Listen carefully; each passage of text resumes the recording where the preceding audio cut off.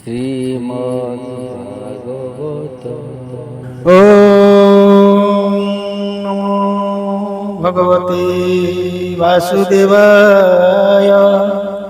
শ্রীমদ্ ভাগবত নবম স্কন্ধ নবম অধ্যায়। অংশুমানর বংশ কথা নবম অধ্যায়ের ব্যবস্থা। শ্রীশুক উবাচ ଏବେ ଶୁଣ ନୃପମଣି କପିଳ ମୁଖୁ ବାକ୍ୟ ଶୁଣି ସେ ଅଂଶୁମାନ ଘୋର ବନେ ବସିଲା ନିଶ୍ଚଳ ଆସନେ ମନ ପବନ ସଂଯମନେ ସଂକଳ୍ପ ଗଙ୍ଗାର ଆଗମେ ଅନେକ କାଳ ତପ କଲା ସେବନେ ପ୍ରାଣ ଉତ୍ସର୍ଗିଲା ତଦନ୍ତେ ତା ପୁତ୍ର ଦିଲୀପ ଗଙ୍ଗାର ଅର୍ଥେ କଲା ତପ ତଥାପି ଗଙ୍ଗା ନ ପାଇଲା କାଳର ବସେ ନାଶ ଗଲା ତାର କୁମର ଭଗୀରଥ ଗଙ୍ଗା ଆଗମେ ତପଚିତ ସେ ତପ କଲା ଘୋର ବନେ ବସିଲା ନିଶ୍ଚଳ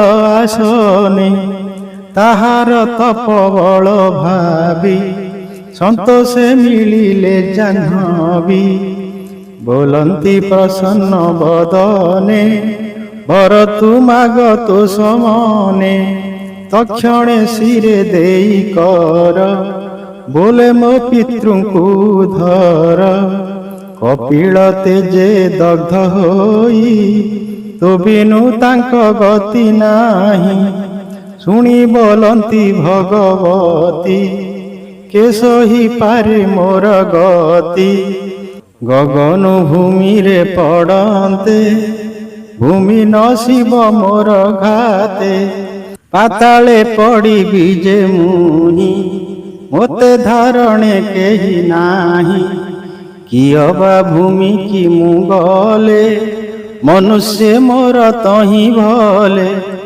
ଧୋଇବେ ପାପ ତାହା ମୁହିଁ ଧୋଇବି କାହିଁ ଚିନ୍ତ ତୁହି ବିଷ୍ଣୁଙ୍କ ଆଜ୍ଞାର ପ୍ରମାଣ ନଗଲେ ନାହିଁ ପରିତ୍ରାଣ।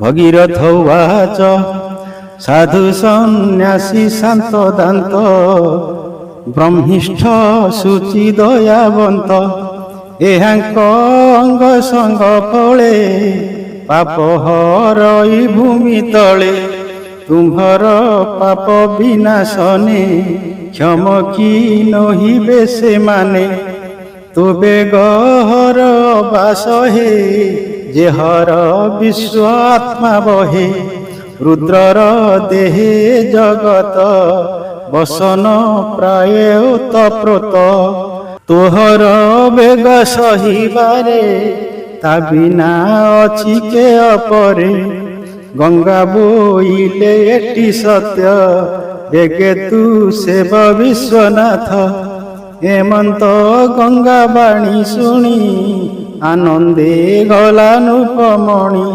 ସେବିଲା ରୁଦ୍ରର ଚରଣେ ପିତୃଙ୍କ ଉଦ୍ଧାର କାରଣେ ସେ ଭଗୀରଥ ତପ ବଳେ ଶିବ ସନ୍ତୋଷ ଅଳ୍ପ କାଳେ ବୋଲନ୍ତି ଧରିବି ମୁଁ ଶିରେ ଜଟାକ ପାଳ ଅଭ୍ୟନ୍ତରେ ଜାହ୍ନବୀ ଈଶ୍ୱର ବଚନେ ତକ୍ଷଣେ ଶ୍ରବିଲା ଗଗନେ ସ୍ୱଭାବେ ବିଷ୍ଣୁ ପାଦ ଜଳ ସୁପୁଣ୍ୟ ଶୁଚି ସୁନିର୍ମଳ ଜଳେ ପୁରିଲା ଜଟା ଭାର ଧରାଏ ତିନ୍ତିଲା ଶରୀର ରୁଦ୍ର ଶରୀରୁ ଜଳ ରାଶି ବହିଲା ଭୂମି ତଳେ ଆସି ଯେ ଗଙ୍ଗା ଭୁବନ ପାବିନି ତାହାଙ୍କୁ ଭଗୀରଥ ଘେନି ବସିଲା ବାୟୁ ବେଗରଥେ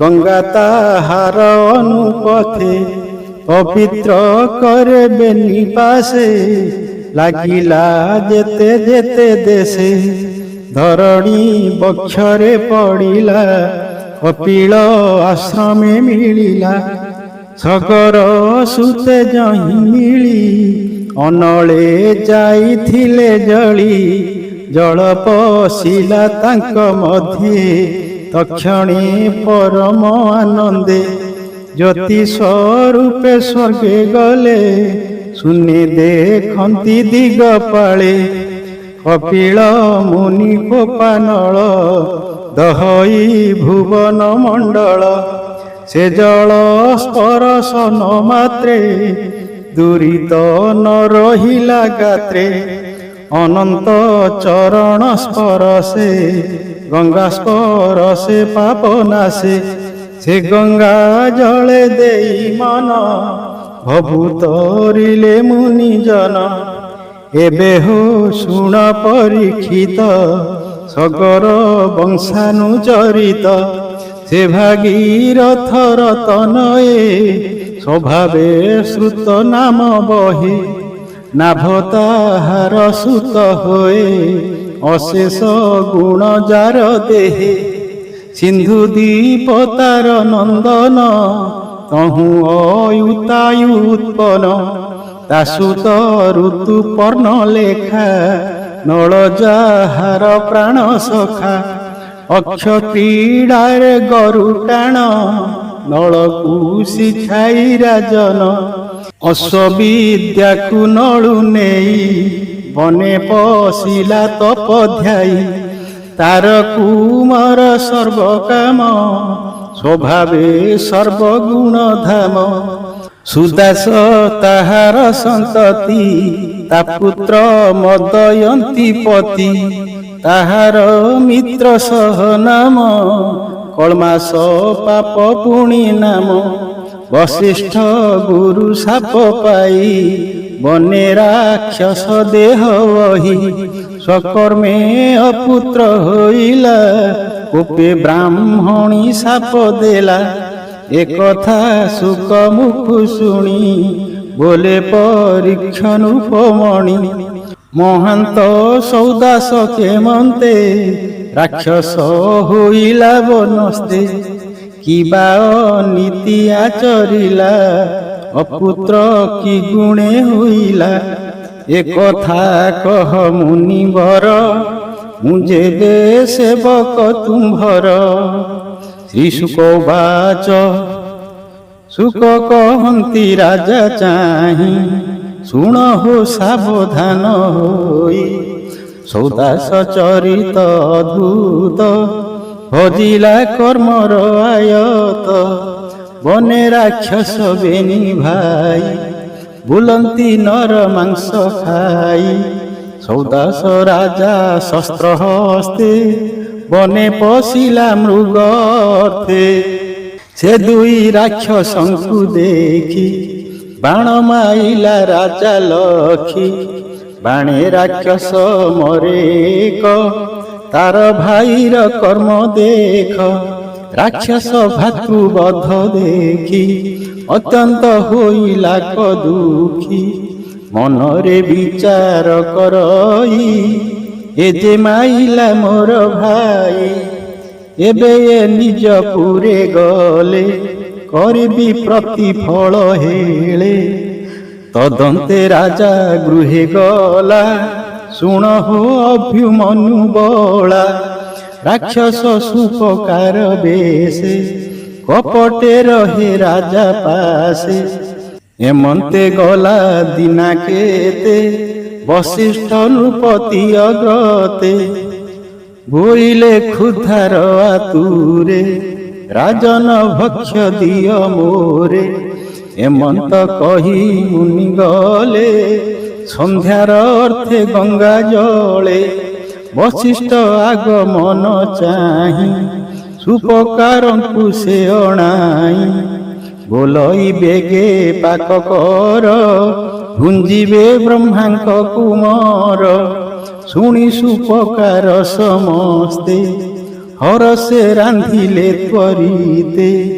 ତାହାଙ୍କ ମଧ୍ୟେ ବିପ୍ର ରୂପେ ରାକ୍ଷସ ଭାଇ ଥିଲା ଗୋପେ ସେ ନର ମାଂସ ପାକ କରି ସୁବର୍ଣ୍ଣ ପାତ୍ରେ ତାହା ଭରି তক্ষণে অন্তর্ধানে গলা এমন্তে বশিষ্ঠ মিলিলা ভোজনে বসিলে আসনে রাজা সমীপে বিধি মানে এমন্তে সুপকার নেলে সুবর্ণ পাত্রে ভক্ষ দেলে তক্ষণে মনুষ্যর মাংস করে সে বেনি এক গ্রাস আঘ্রাণ নাসারন্ধ্রে কলে তক্ষণে তଳେ ପକାଇଲେ ରାଜାର ବଦନକୁ ଚାହିଁ ବୋଲନ୍ତି କୋପ ଭର ହୋଇ ମୋତେ ଯେ ଦେଲୁ ନର ମାଂସ ଏ ପାପେ ହୁଅ ତୁ ରାକ୍ଷସ ଅରଣ୍যେ ଦ୍ୱାଦଶ ବରଷ ଭକ୍ଷଣ କର ନର ମାଂସ ହେମନ୍ତ ମୁନି ବାକ୍ୟ ଶୁଣି କୋପେ କମ୍ପିଲା ନୃପମଣି ବୋଲେ ମୁଁ ନୋହେ ଜ୍ଞାନ ଭ୍ରଂଶ କେମନ୍ତେ ଦେଲି ନର ମାଂସ ନ ଜାଣି ସାପ ଦେଲ ଗୁରୁ କେ ବ୍ରହ୍ମ ସାପ ଆନ କରୁ ମୁଁ ଏବେ ପ୍ରତି ସାପ ଦେବି ହେମନ୍ତ ବୁଦ୍ଧି ଚିତେ ଭାବି ଜଳ ଅଞ୍ଜଳି করে କଲା ବଶିଷ୍ଠ ଅଗ୍ରତେ ମିଳିଲା ରାଜାର କୋପ ଦେଖି ମନେ ପତ୍ନୀ ମିଳିଲା ସନ୍ନିଧାନେ ତାହାର ମଦୟନ୍ତୀ ନାମ ରୂପେ କମଳା ଗୁଣ ଧାମ ବୋଲଇ ସ୍ୱାମୀ ମୁଖ ଚାହିଁ ଏକଥା ତୋତେ ନ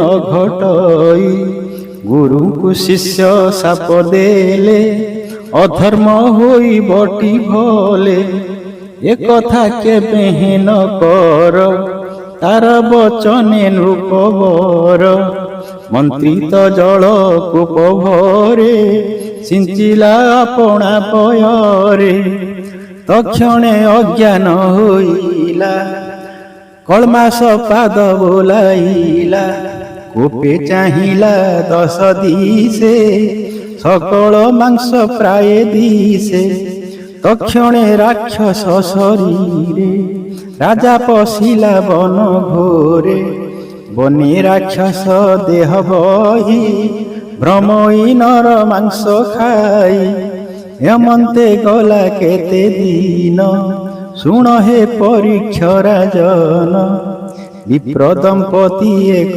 দিনে আসন্তি গহন বিপিনে পত্নী যে পিতা গৃহে থিলা হেমন্তে ঋতু পুজিলা সে বিপ্র পুষ্পোৎসব আসে পত্নী আনন্তে গৃহবাসে সে বনে বিধাতার বলে রাক্ষস নিকটে মিলিলে স্বভাবে নির্জন বনস্থ তাহাଙ୍କୁ কে হইব নাথ সে রাজা ভয়ঙ্কর রূপে মিলিলা তাহাଙ୍କ সমীপে গর্জন করি ভয়ঙ্করে বিপ্রକୁ ধরিবেনি করে ভক্ষণে তুণ্ড বিস্তারই ব্রাহ্মণী বলে তাকু চাহি ভনূপ অধর্ম ন কর ইচ্ছাকু বংশে যশস্কর তু নহু রাক্ষস শরীর প্রত্যক্ষে মদয়ন্তী বর মোর স্বামী কি ছাড় তুহি পুষ্প উৎসব মোর হই স্বামীর সঙ্গে সঙ্গ করি পুত্র সন্ততি গর্ভে ধরি সংসার হইব মোহর দুর্লভ নর কলেবর দেবে বাঞ্ছন্তি যাহা চিতে এ কর্ম করিবু কেমন্তে দেখ পণ্ডিত মোর স্বামী তপ সাধনে পথ শ্রমী এ সর্বভূতে দয়া বহে দেবে বসন্তি এহা দেহে এহার বদ্ধে সৃষ্টিবধ এমলে লভিবু প্রমাদ একথা যেবে মণু মিছ তুমতে আগ কর ভক্ষ মোহর আগে স্বামী মলে জীবন ন ধরিবি ভলে ଏମନ୍ତେ ଅନେକ କହିଲା, ତାହାର ଚରଣେ ପଡ଼ିଲା। କାନ୍ଦଇ ତାର ମୁଖ ଚାହିଁ, ତକ୍ଷଣେ ବ୍ୟାଘ୍ର ପ୍ରାୟ ହୋଇ। ବଶିଷ୍ଠ ସାପେ ଜ୍ଞାନ ଗଲା, ତଥାପି ବିପ୍ରକୁ ଭଖିଲା। ସ୍ୱାମୀ ମରଣ ଦେଖି କୋପେ, ରାକ୍ଷସେ ଚାହିଁ ମନସ୍ତାପେ। ବୋଲଇ ଶୁଣରେ ପାମର, ସମ୍ପଦ ନାସିଲୁ ମୋହର। ତୋହର ପତ୍ନୀ ସଙ୍ଗ କାଳେ, ପ୍ରାଣ ତୁ ଛାଡ଼ ଅନ୍ତରାଳେ। ଏମନ୍ତ ସାପ ତାକୁ ଦେଇ, ପଶିଲା ଅଗ୍ନି କୁଣ୍ଡେ ଯାଇ। ତକ୍ଷଣେ ଜୀବନ ଛାଡ଼ିଲା, ସ୍ୱଧର୍ମେ ଭର୍ତ୍ତା ଲୋକେ ଗଲା। ଏମନ୍ତେ ମୁନି ସାପ ଦୋଷ, ପୁରିଲା 12 ବରଷ। ସାପୁ ମୁକତ ରାଜା ହୋଇ, ମିଳିଲା ଅନ୍ତପୁରେ ଯାଇ। ପତ୍ନୀ ସଙ୍ଗମ ଚିତେ ଚିନ୍ତି, ତା ଦେଖି ବୋଲେ ମଦୟନ୍ତୀ। ବ୍ରାହ୍ମଣୀ ସାପ ଦେଲା ତୋତେ, ମୋ ଅଙ୍ଗ ଛୁଇଁବୁ କେମନ୍ତେ। ସ୍ତ୍ରୀ ମୈଥୁନ ଆଶା ତେଜ, ଜୀବନେ ଯେବେ ଅଛି କାର୍ଯ୍ୟ।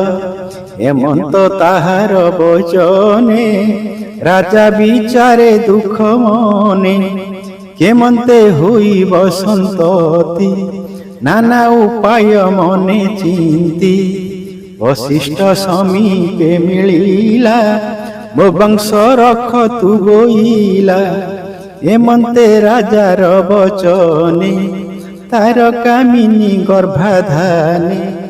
ବଶିଷ୍ଠ ସଙ୍ଗେ ସଙ୍ଗ କରି, ଗର୍ଭ ହୋଇଲା ତାର ନାରୀ। ସେ ଗର୍ଭ ଶପଥ ବରଷେ, ଜନ୍ମ ନୋହିଲା ବୋଲି ରୋଷେ।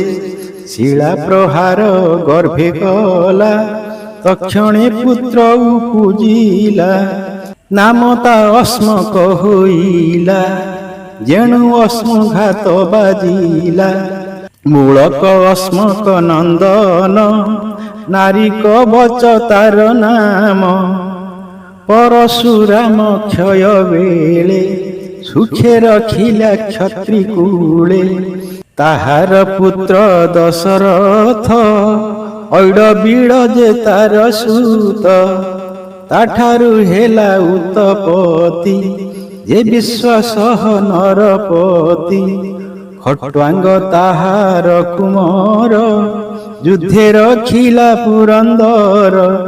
ସେ ମହି ତଳେ ଚକ୍ରବର୍ତ୍ତୀ, ଶୁଣ ରାଜନ ତାର ଗତି। ଅସୁର ଯୁଦ୍ଧେ ଦେବଗଣେ, ତାଙ୍କୁ ବରିଲେ ଯୋଦ୍ଧାପଣେ। ସେ ପୁଣି ରିପୁ ଜିଣି ଯୁଦ୍ଧେ, ମେଲାଣି ଇଚ୍ଛେ ଦେବ ମଧ୍ୟେ। ଦେବେ ବୋଲନ୍ତି ରାଜା ଚାହିଁ, ଯେ ବର ଇଚ୍ଛା ମାଗ ତୁହି। ଇନ୍ଦ୍ର ତାହାର ମୁଖ ଚାହିଁ, ବୋଇଲେ ଯିବୁ ତୁ କି ପାଇଁ। ମୁହୂର୍ତ୍ତେ ଅଛି ତୋ ଜୀବନ, ତା ଶୁଣି ବୋଲଇ ରାଜନ। ମୋର ଏ ସ୍ୱର୍ଗେ କାର୍ଯ୍ୟ ନାହିଁ, କର୍ମଭୂମି କି ଯିବି ମୁହିଁ। ହେମନ୍ତ ଇନ୍ଦ୍ର ଆଗେ କହି, ମିଳିଲା ନିଜ ପୁରେ ଯାଇ। ମନ ନିବେଶି ହରି ପାଦେ, ରୋମ ପୁଲକେ ଗଦ ଗଦେ। ତକ୍ଷଣେ ରାଇ জন ପ୍ରଜା, ଭୁଜ ଉଭାରି ବୋଲେ ରାଜା। ମୁଁ ଯେ ବ୍ରହ୍ମଣ୍ୟ କୂଳେ ଜାତ, ବ୍ରାହ୍ମଣ ମୋର ଦୈବତ। ଯେବା ଅଛଇ ମୋର ଧନ, ଦାରା ତନୟ ବନ୍ଧୁଜନ। ସତ୍ୟ ମୁଁ କିଛି ନ ଦେଖୁଛି, ବିଷ୍ଣୁଙ୍କ ଠାରୁ ଅନ୍ୟ କିଛି। ମୋ ମତି ଧର୍ମେ ଅତିରେକେ, ହରିଙ୍କି ସର୍ବଭୂତେ ଦେଖେ। ଯେ ତିନି ଭୁବନେ ଈଶ୍ୱର, ଇନ୍ଦ୍ର ଯାଚିଲେ ମୋତେ ବର। ଏ ବର ଯେବେ ସେ ପ୍ରମାଣେ, ମୋ ଚିତ୍ତ ରହୁ ନାରାୟଣେ। ବିଷ୍ଣୁର ମାୟା ଏ ଜଗତ, ଦିଶଇ ଇନ୍ଦ୍ର ଜାଲ ମତ। ସେ ମାୟା ଛାଡ଼ି ହରି ପାଦେ ମୋଚିତ ରହୁ ଅପ୍ରମାଦେ। ଏମନ୍ତ କହି ନୃପରାଣ ତକ୍ଷଣେ ହାରିଲା ଜୀବନ। ନିସ୍ତରି ଗଲା ମାୟା ମୋହେ ପଶିଲା ଗୋବିନ୍ଦର ଦେହେ। ବୋଲଇ ବିପ୍ର ଜଗନ୍ନାଥ ନବମ ସ୍କନ୍ଧେ ଭାଗବତ। ସୁଜନେ ଶୁଣ ବିରତ ନିର୍ମଳ ବିଷ୍ଣୁର ଚରିତ।